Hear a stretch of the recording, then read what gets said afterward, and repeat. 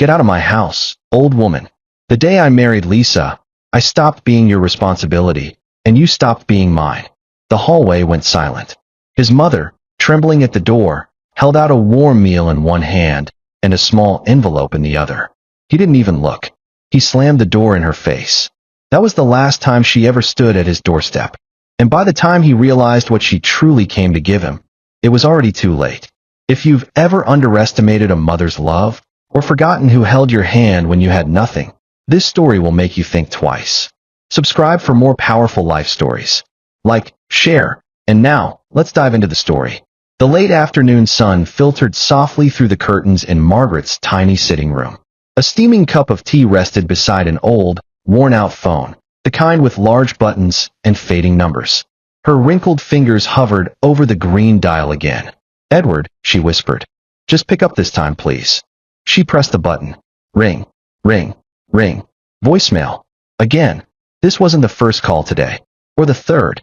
It was the eighth, all unanswered. She stared at the phone like it might suddenly come alive. But the screen remained dark.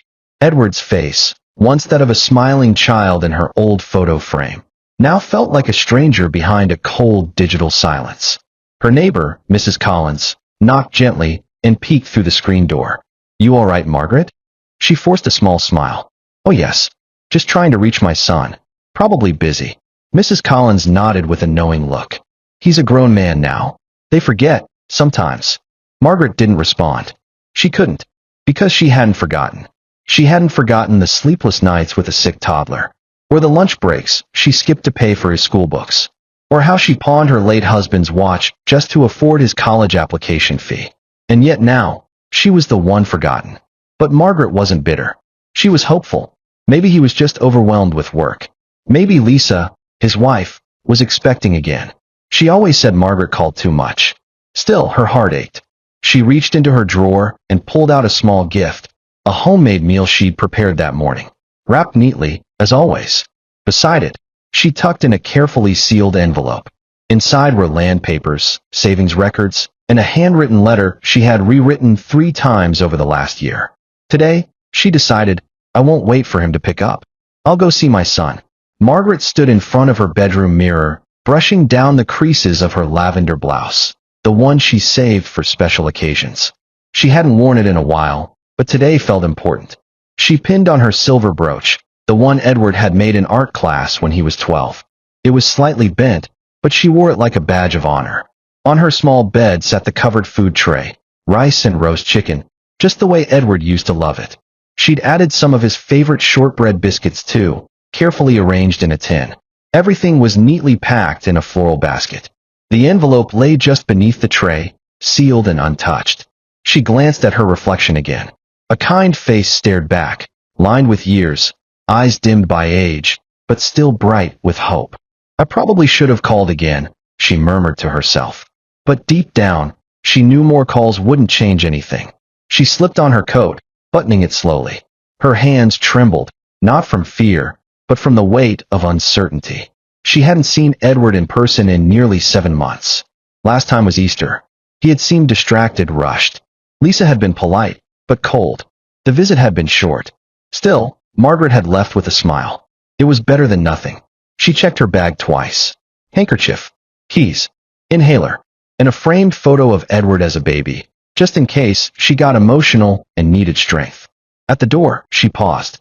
Her flat was small, but clean, quiet. The clock ticked gently in the background, and a soft breeze fluttered the curtains. It was a world far from Edward's, a big house in the city, cars in the driveway, a busy life. But in this quiet little world, Edward was still everything.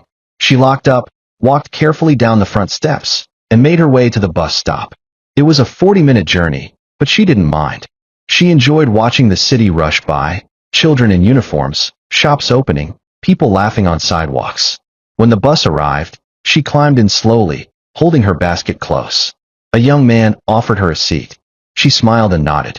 As the bus pulled away, Margaret looked out the window, her heart fluttering like the leaves outside. Today, she whispered to herself, he'll be happy to see me. Maybe he just needed a little reminder that I'm still here. She smiled again, with a hope that only a mother's heart could carry. The sun was beginning its slow descent when Margaret finally stood before her son's gate.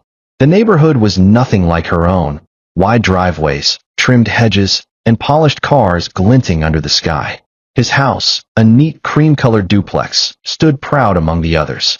She adjusted her coat, smoothed down her hair, and gripped the basket a little tighter. Then she rang the bell. From inside, she heard footsteps, hurried ones. The door opened, and there stood Lisa. Her expression shifted the moment she saw who it was. "Oh," Lisa said flatly, folding her arms. "What are you doing here?" Margaret offered a gentle smile. "I called a few times. No one answered. I just thought maybe I could stop by." Lisa didn't move from the doorway. "Edward's busy. He's been under pressure. You can't just drop in whenever you like." Margaret swallowed. "I brought him something. A meal, and a few things I wanted to give him personally." Before Lisa could reply, Edward's voice called from inside. "Who is it?" She turned her head slightly. "It's your mother." A pause. Then, heavy footsteps. Edward appeared, still in his work shirt, sleeves rolled up, tie loosened. The moment he saw his mother standing on the porch, his face darkened. "Mom," he said, clearly irritated. "Why are you here?" Margaret's smile trembled. "I just wanted to see you. I tried calling, but—" "I've been busy," he snapped.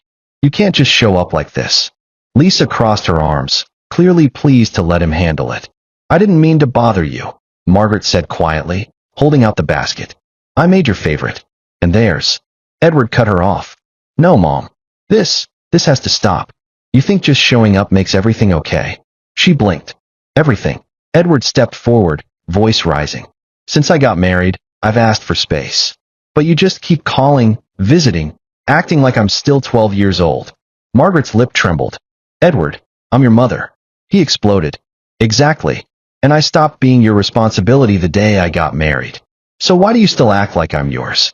The words hit like a slap. Even Lisa seemed stunned. The street fell silent. Margaret stood there, breath caught in her chest. I didn't come because I see you as my responsibility. I came because I love you." Edward's voice dropped, colder than before. "Go home, Mom. You shouldn't have come." She took a shaky step back. "At least, take the food. There's something important in the—" "I don't want it," he snapped. "And I don't want to be guilt-tripped. Just get out of my house." Margaret stood frozen, heart cracking behind her ribs. Then, slowly, she lowered the basket to the porch, turned, and walked away without another word. As the door shut behind her, Edward didn't look back. And on the steps he never helped her climb, Margaret left not only the warm meal, but a sealed envelope that he never even noticed. The clouds had been threatening all afternoon. By the time Margaret stepped off Edward's porch and reached the end of the street, the skies opened without warning. Cold raindrops hit her hair, her shoulders, her hands, the kind of rain that soaked through clothes and silence alike. But she didn't run. She didn't even try to shield herself. She just walked, one foot in front of the other. The houses around her blurred behind streaks of rain and tears. Her hands trembled, not from the cold, from something deeper, something older, something like grief. The streetlights flickered on as she passed. The wind pressed her coat against her small frame. She looked like a ghost walking through a world that had outgrown her. Her basket was empty now. The envelope she had guarded so carefully, left behind. Her son, the boy she had once carried through sleepless nights, had told her to leave. The words echoed, louder than the rain. "Get out of my house. I stopped being your responsibility." Her breath hitched. And suddenly, she was back in time. In 1992, a younger Margaret stood outside a school gate in the pouring rain, no umbrella, soaked to the bone. Her shoes squelched with each step. She had rushed straight from the market job, where she'd sold vegetables all morning. A teacher had called. Edward had a fever. She held a thin jacket above her son's head as they walked home together, shielding him as best she could. He coughed into her shoulder. "I'm sorry you had to leave work, Mama," little Edward had whispered. She'd kissed the top of his head. "You're more important than any work." In 1998, Margaret sat in a small room, sewing late into the night. The bulb above her flickered. On the floor lay Edward's torn school uniform. She stitched the sleeve carefully, lips moving silently in prayer. "God, give him a better life than this. Let him never have to struggle like I did." Her fingers bled that night, but the uniform looked new by morning. In 2004, graduation day, Edward walked across the stage in a black gown, cap tilted sideways. Margaret sat in the back row, tears flowing freely, clapping harder than anyone else. She wore the same shoes she'd had for 10 years. But her pride, her joy, could have lit the whole stadium. Now, in the present, Margaret's shoulders heaved as a sob finally broke through. She reached the bus stop. It was empty. She sat down slowly, her soaked coat clinging to the bench. Her hands rested on her lap. Her wedding ring, the one she never removed, glinted faintly under the streetlight. She turned it slowly, remembering how her husband had once promised, "We'll raise him strong. We'll raise him kind." But her husband died when Edward was only 5. And now, it felt like she had lost Edward too. She took a shaky breath and whispered into the night. "I did my best, Harold. I really did." The door creaked open slowly. Margaret stepped into the dim hallway of her flat, each footstep soft on the faded linoleum floor. She stood still for a moment, dripping water onto the welcome mat, the silence inside more suffocating than the rain outside. She didn't bother switching on the light. Her eyes were too tired to care, her body too heavy. She hung her coat on the hook, the wet fabric sagging from the weight of the downpour. She placed her shoes neatly to the side, as she always did. Everything still in order. Everything still small, still hers. But tonight, it felt emptier than usual. Her hands, now free of the basket she had carried with such love and anticipation, trembled slightly as she touched the back of a wooden chair for balance. She lowered herself into it and sat in the dark. Minutes passed. Then came the knock, soft, hesitant, not urgent, but warm. She didn't answer, but the door creaked open anyway. It was Mrs. Collins from next door, carrying a folded umbrella and a small torchlight. "Oh, Margaret, you're soaked," the woman said softly. Margaret forced a faint smile. "Got caught in the rain. I'll be fine." Mrs. Collins stepped in, closing the door gently behind her. "Did you find him home?" Margaret hesitated, then nodded. "I did." There was something final in her voice. Not anger, not even hurt, just quiet. Mrs. Collins moved to the small kitchen and filled the kettle. "You must be freezing. Let me make you some tea." Margaret didn't argue. She stared at the floor as the old kettle began to hum. "He's got a nice house," she said finally. "Big, quiet, clean. Did he welcome you in?" A pause. Margaret's lip quivered before she whispered, "He told me to go home." Mrs. Collins turned, her face tight with sympathy. "Oh, Margaret." Margaret shook her head gently. "It's all right. He's busy. He's grown." The water boiled. Mrs. Collins poured it over 2 tea bags and brought the cups over. She sat beside her, offering silence and warmth. Margaret cupped her tea with both hands, letting it warm her fingers. "I used to think," she said slowly, "that once Edward grew up, we'd become more like friends. I imagined he'd call just to say hello, or stop by with his children." Mrs. Collins listened, eyes glistening. "I didn't expect gifts," Margaret continued, "or holidays. I just wanted to sit and talk, laugh a little, be remembered." She looked up, her voice cracking. "He was my whole world, you know." Mrs. Collins reached out, resting her hand on Margaret's. "I know, dear. And you gave him everything." Margaret nodded slowly. "Maybe I gave too much. Maybe that's where I went wrong." "No," Mrs. Collins whispered. "There's no such thing as too much love. If he forgot, that's not your failure, it's his." They sat in silence for a while, the rain still tapping gently on the window panes. Then Margaret looked toward the bedroom, where a sealed envelope still waited in the drawer she had opened so many times today. Her voice dropped to a whisper. "I think it's time I stopped hoping." The house had gone quiet again. Mrs. Collins had left after making sure Margaret finished her tea and took a warm bath. But even comfort couldn't wash away the heaviness in her bones. It clung to her like a second skin. Margaret sat at the edge of her bed now, her towel-wrapped hair slightly damp, her eyes hollow with thought. The air was still, the kind of stillness that came after something sacred had been broken. She turned slowly toward the small drawer by her bedside. Her hand rested on the knob for a moment, unmoving. Then, with a tired exhale, she opened it. Inside, neatly tucked beneath a white handkerchief, lay the envelope, slightly creased, but still sealed with care. A faint lavender scent clung to it, from the sachets she had placed in the drawer months ago. She pulled it out and set it gently on her lap. It wasn't thick, but the weight of it was enormous. Inside were 3 things. The first was a letter, handwritten in blue ink on cream-colored paper. "Folded with love, rewritten 3 times. Every word carefully chosen. She opened it and read it again. My dearest Edward, if you are reading this, it means I finally found a quiet moment with you. A moment I have longed for, not to scold or remind, but simply to pass something on. Your father and I bought a piece of land years ago, a small plot outside the city, when we were newly married and dreaming big. I held on to it after he died, unsure what to do with it. I thought maybe one day you might want to build something on it. A school, a home, a place for your family to visit. Or maybe nothing at all, maybe just to know it's yours. I also added my savings. It's not much, but it's all I could spare over the years. It's in your name now. I never had much to give in life except love. I hope, one day, that proves to be enough. With all my heart. Mama. Margaret folded the letter back, her fingers pausing at the crease. The second item was the deed, a legal document, notarized, showing Edward as the sole heir to a valuable piece of land just outside Norwood. Prime real estate now, but untouched. She had kept the taxes paid each year, quietly, faithfully. The third was a bank record, showing her entire savings transferred into an account she'd opened in Edward's name. She had planned to give him access that day, at the doorstep, with a warm meal and a mother's quiet pride. She stared at the envelope for a long while. Then, slowly, she reached for a pen. On the front of the envelope, where she had once written, "For Edward," she carefully scratched it out.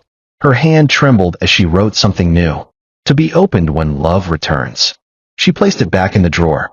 Then she turned off the light and lay down quietly, one hand resting on her heart. The rain had stopped outside. But in Margaret's world, the storm had only just begun. Morning sunlight seeped gently through the curtains, casting a soft glow across the bedroom floor. But there was no warmth in Margaret's eyes as she sat at her writing desk in silence. The drawer was open again. The envelope lay on the table, untouched, except now, the words "For Edward" were crossed out with careful strokes. Beneath it, her new note stared back at her like a painful echo. To be opened when love returns. Her fingers hovered over it. She picked it up slowly, placed it flat in front of her, and then opened the seal, not to give, but to grieve. One by one, she unfolded the contents. The deed, the bank papers, the letter. She stared at the letter the longest. Her own handwriting felt foreign now. The warm, hopeful words now pierced her chest like glass. Each sentence had been written with a trembling kind of joy, a mother's wish for a moment that would never come. Tears blurred the ink. And then, suddenly, without thinking, Margaret tore the letter in half. Once, twice, a third time. The pieces fluttered like feathers to the floor. But even as she sobbed into her hands, something inside her shifted. Not out of spite, but out of surrender. He never wanted to hear it, she whispered. And maybe he never will. Her hands trembled as she reached for a tissue, wiping her cheeks. She took a deep breath, then looked at the remaining papers, the deed and the bank documents. They were still intact, still valuable, still full of meaning, just not for him anymore. She opened the bottom drawer of her desk and pulled out a red folder, her will and testament, handwritten years ago when Edward was all she had. At the top of the page, in bold, flowing cursive, was his name. She stared at it for a long moment, then quietly drew a line through it. Her pen hovered in the empty space beneath. She didn't yet know who would replace it. A distant cousin? A neighbor's child who often helped with groceries? Or maybe a charity that gave to children like Edward once was, before life taught him to forget. She didn't need to decide today, but what she did know was this.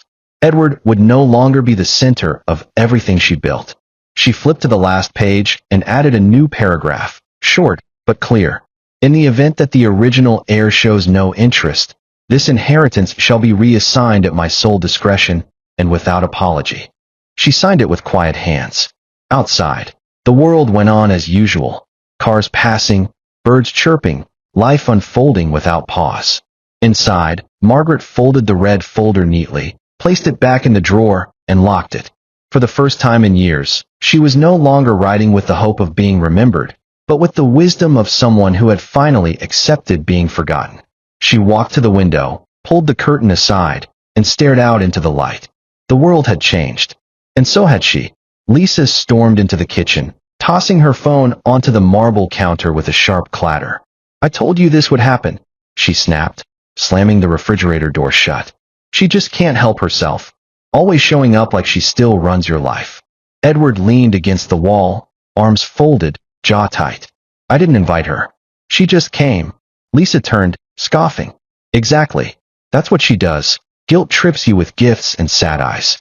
She's manipulative, Edward. I've told you this before. He rubbed his forehead, the headache from yesterday's encounter still lingering. I told her to leave. I was firm. That's what you wanted, right? Lisa smiled, but it was sharp, not warm. Good. She needs to understand boundaries. You're a grown man with your own family now, not her little boy anymore. She poured herself a glass of juice, shaking her head. Showing up uninvited with a basket of food like we can't feed ourselves. It's embarrassing. A voice spoke up from behind the kitchen island, small, confused, and soft. Why did Daddy shout at Grandma? Both Lisa and Edward froze. Charlie stood, holding his teddy bear. His brown curls were tousled from sleep, his eyes wide and innocent. He had heard everything. Lisa forced a smile. Sweetheart, you're up early. Charlie took a step forward. Grandma was at the door yesterday. I saw her. She waved at me. Edward's heart skipped. He hadn't realized Charlie was looking through the upstairs window when Margaret stood there. Charlie frowned. She looked sad. Why did you tell her to go away? Lisa stepped in. It's complicated, baby. Grandma doesn't understand things the way we do now. She's old and she's nice, Charlie said quietly. Silence. Edward stared at his son. For a moment, the confident adult melted, and the child he once was, the boy who used to hold his mother's hand while crossing the street, flickered in his memory.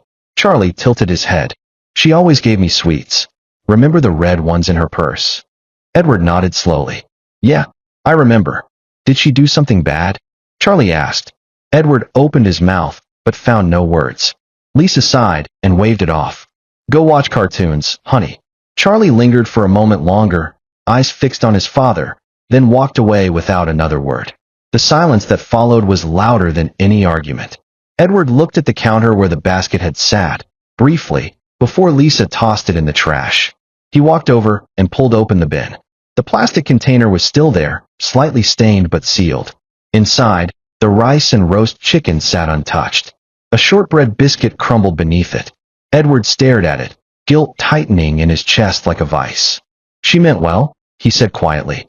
Lisa rolled her eyes. Are we doing this again? Edward, please. Don't let a child's question rewrite history. Your mother has always had a way of.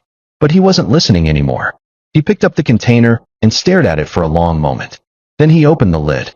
The smell of warmth, memory, and love wafted into the room. He hadn't smelled that in years. And for the first time in a very long time, Edward didn't feel like a man defending his space. He felt like a son who had shut a door too soon. The house was quiet. Too quiet. Edward lay in bed, eyes open, staring at the ceiling fan as it spun in lazy circles above him.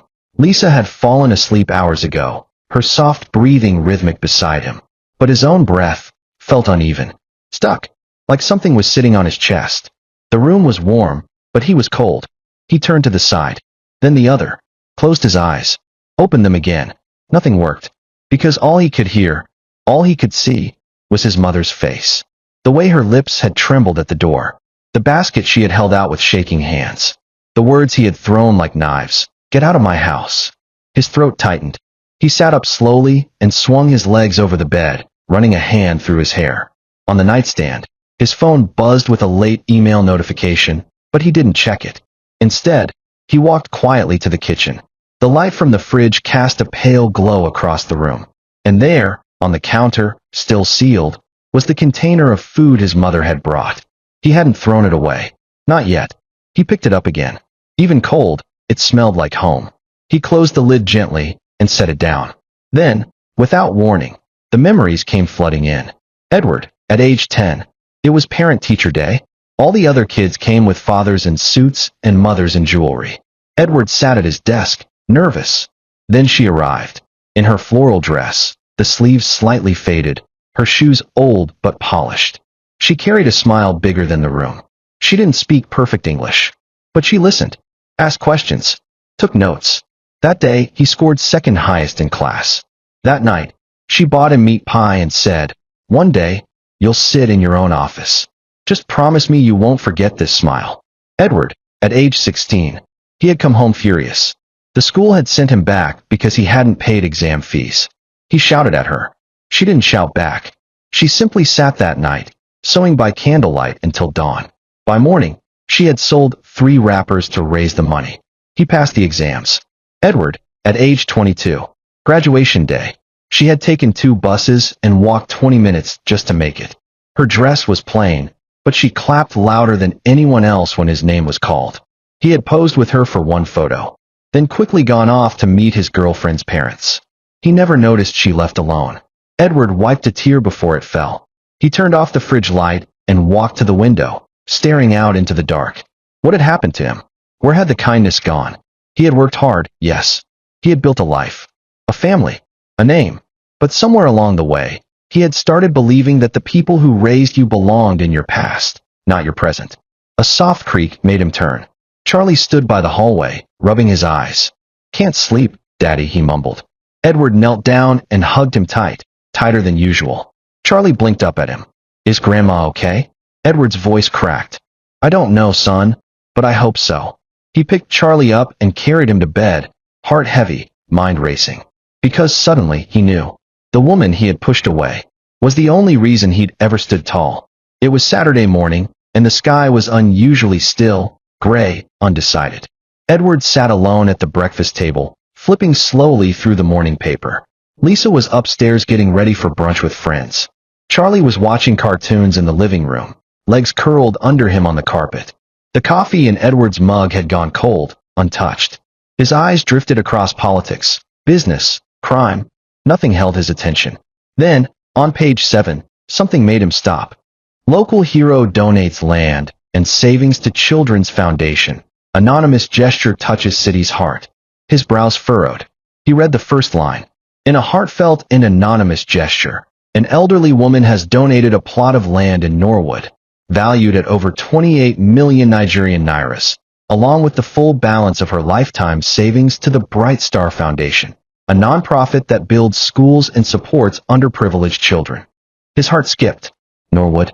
That was where? No. He read on, eyes moving faster now.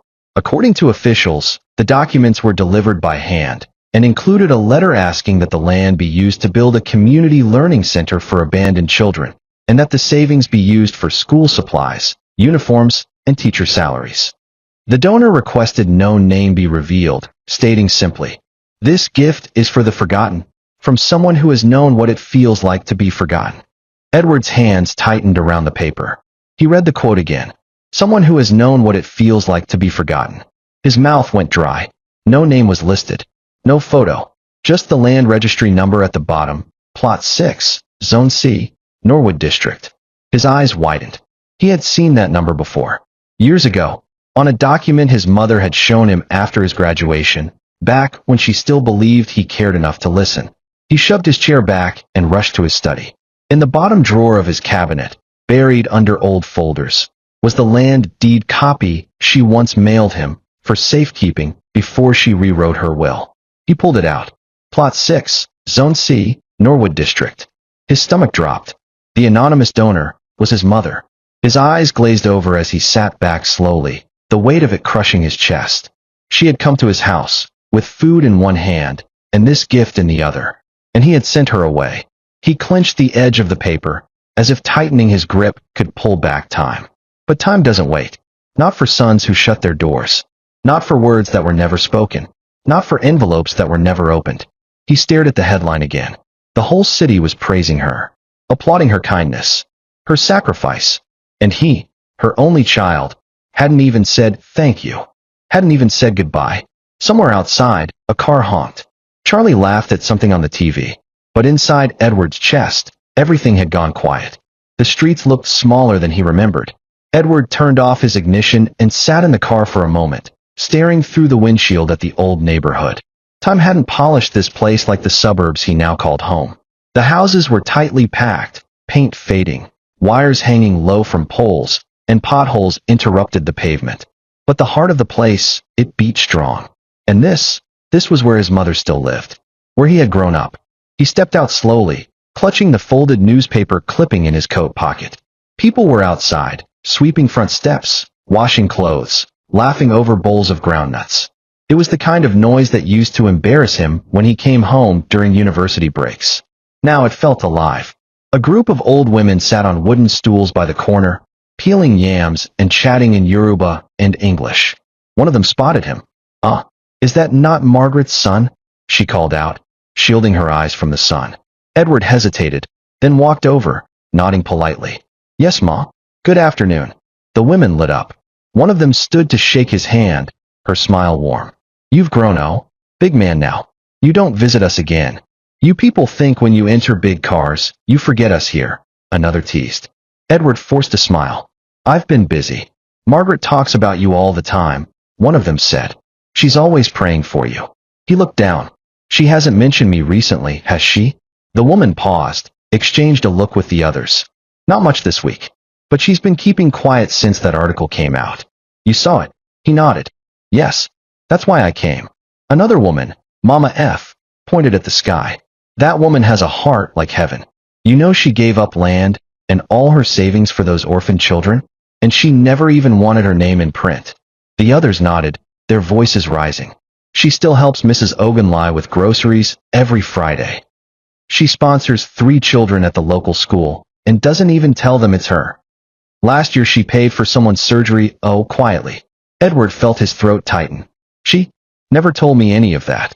Mama F chuckled. "She doesn't brag. She just does. You know Margaret. Even if her bones are aching, she'll still cook for people during Christmas." Edward felt a sharp ache in his chest. He had called her dramatic, accused her of clinging, of guilt-tripping, of being a burden.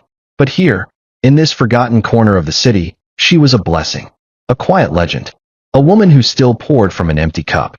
He reached into his coat and pulled out the newspaper clipping. She donated this land. Did anyone know it belonged to her before? They shook their heads. "We only found out when the pastor called. She didn't want anyone to know." But one of the lawyers slipped. Edward's hand trembled. "She was going to give it to me," he said quietly. "But He couldn't finish the sentence. The women looked at him with knowing eyes. "She never stopped loving you," Mama F said. "Even when you stopped visiting.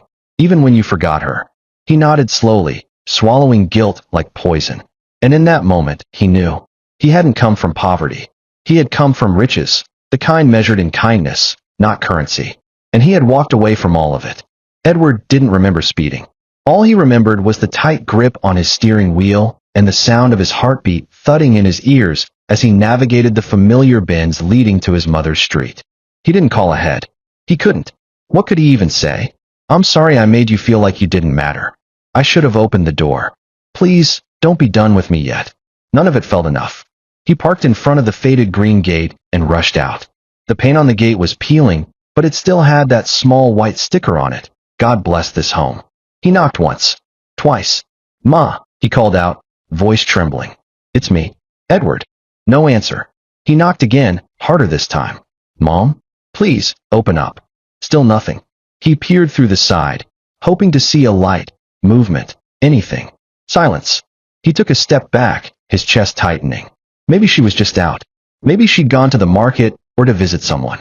But something about the quiet didn't sit right. Then his eyes drifted downward, to the mat just outside the door. There it was. A small gift bag, slightly dusty, wrapped in delicate paper that had dulled from sunlight. He knelt down slowly and picked it up. The tag was still attached, in her unmistakable handwriting. "For Charlie, with all my love. From Grandma." His hands shook. He opened the bag gently. Inside was a little knitted sweater, red, soft, slightly uneven in stitch. His mother had made it by hand. Folded beneath it was a small tin of homemade cookies and a note. "Tell him Grandma is always thinking of him, and that I'm sorry if I ever called too much." Edward stood there frozen, the weight of it all pressing into his chest like bricks. She had come again, after he sent her away. Not for herself. For Charlie. And still, he hadn't known. Because Lisa must have taken the bag and tossed it outside like it meant nothing. And he hadn't even noticed it sitting by the door. He had stepped over it. Every single day, he sank onto the small bench by the porch, clutching the sweater to his chest. He didn't realize he was crying until a tear landed on the wool. Then he stood suddenly, heart racing again. He had to find her. He rushed to the next house and knocked. A kind older man answered. "Mr. Bassey, their longtime neighbor. "Good afternoon, sir. Please, have you seen my mother?" "Margaret." The man's smile faded. "Ah, you didn't hear?" Edward's breath caught. "Hear what?" "She collapsed 2 nights ago. The woman from upstairs called an ambulance. They took her to the general hospital down by City Gate." Edward didn't wait to hear more. He muttered a thank you, turned, and ran back to his car, the gift bag still in his hand. This time, he wasn't trying to prove a point. He was just trying to get there before it was too late. The hospital smelled of antiseptic and unanswered prayers. Edward rushed through the swinging glass doors, still clutching the gift bag from his mother's doorstep. His coat was wrinkled, his face pale with panic, and his eyes scanned desperately for the front desk. "Please," he said breathlessly. "I'm looking for a patient." "Margaret Bennett." "Elderly woman. She was brought in recently. I'm her son." The nurse looked up from her monitor and typed quickly. "Room 208. Geriatrics. Second floor. But visiting hours." He didn't wait. He was already sprinting down the corridor. His feet pounded against the tiled floor, but everything around him blurred. The faces of patients. The hum of machines. The sterile white walls. They didn't matter. Not now. He reached room 208 and froze. The door was slightly ajar. He pushed it open slowly. And there she was, lying on a narrow hospital bed, eyes closed, an oxygen line beneath her nose, monitors softly beeping beside her. Her once vibrant face looked pale and sunken, her silver hair spread across the pillow like a whisper. Edward's heart shattered. She looked so small, so fragile, so alone. He stepped inside, silently, like a child who had misbehaved and knew it. A woman in a pink headwrap sat in the corner, a nurse or maybe a caregiver. She glanced up, recognizing him instantly. "You must be her son," she said quietly. "She mentioned your name when she came around. Said you were strong. Too busy to visit, but still her pride." Edward swallowed hard, unable to speak. The woman stood. "I'm the one who called the ambulance. I saw her collapse by the pharmacy nearby. She didn't want anyone to bother her, but she fell hard." He nodded weakly, eyes never leaving his mother. "Has she said anything since then?" "Barely. She wakes up sometimes, asks for water, or talks about a boy named Charlie." "Is that your son?" Edward nodded, voice cracked. "Yes. She keeps asking if he got the sweater." Edward held up the gift bag, his hand trembling. "She came to deliver this. And I didn't even," his words broke. He lowered his head. "She's been stable," the woman said gently. "But she's tired. I think more than her body. It's her heart." She touched his shoulder softly and left the room, closing the door behind her. Edward walked to the bed and sat beside her. He reached out and took her frail hand in his. "Mom," he whispered. "I'm here." Her eyelids fluttered. Slowly, she opened them. It took her a moment, but then her gaze found his. And though her lips didn't smile, her eyes softened. "Edward," she breathed. Tears welled in his eyes. "I'm so sorry. For everything. For not answering. For shutting you out. I was wrong."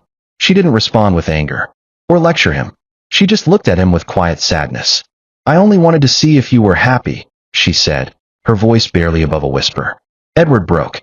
He leaned forward and wept at the side of her bed, holding her hand like it was the only thing keeping him from drowning. And for the first time in years, she didn't feel like a burden. She felt like a mother. Even if her arms were too weak to hold him now, Edward didn't let go of her hand. He sat there beside her, his head bowed, shoulders heavy with shame. The rhythm of her weak breathing filled the quiet room, interrupted only by the steady beeping of the heart monitor. "I should have come sooner," he whispered. "I should have answered. I should have opened the door." Margaret's eyes were half-lidded, but she listened. He squeezed her hand gently. "You didn't deserve how I treated you. None of it. Not the silence. Not the words. I was trying so hard to be a man I forgot who made me one." A faint smile touched the corners of her lips. "I didn't want anything from you," she said softly. "Not your money, not your time. I just wanted to see the face I raised. The one that called me Mama when he was scared at night." Edward closed his eyes, tears slipping down. "I was scared," he admitted.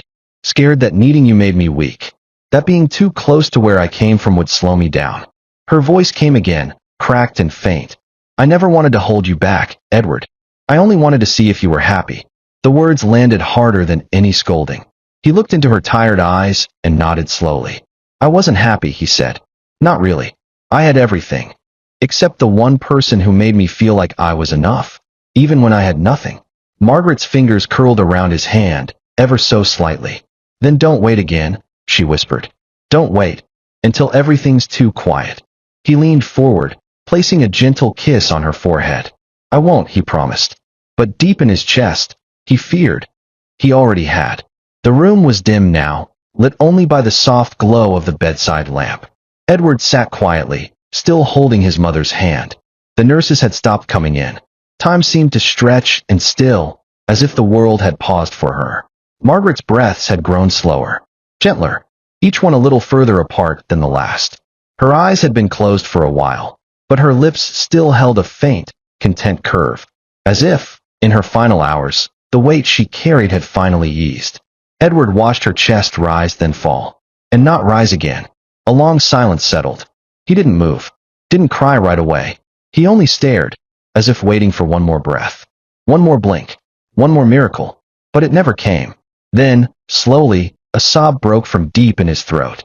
He bowed his head and wept, not just for the mother he lost, but for all the moments he wasted, all the doors he closed, all the words he never let her hear. On the bedside table lay the small floral envelope, the one she had meant to give him. He picked it up with trembling fingers, still sealed, still scented faintly of her lavender drawer sachets. And as he clutched it to his chest, rocking gently with grief, Edward whispered, "You were my home." And I shut the door. The machines beeped once more, then stopped. And Margaret, the woman who gave everything, finally rested. A soft breeze stirred the ribbons tied around the new iron gate. Children laughed in the courtyard behind it, their voices echoing through the newly painted halls of the Margaret Bennett Learning Wing, a warm brick building nestled inside the Bright Star Orphanage. It had been 1 year. Edward stood quietly among the modest crowd, dressed in a simple black suit. No press, no name tag, just a face in the back row, the way he preferred it now. The head of the foundation took the stage, holding a plaque. "This expansion was made possible by a donor who wishes to remain anonymous," she said.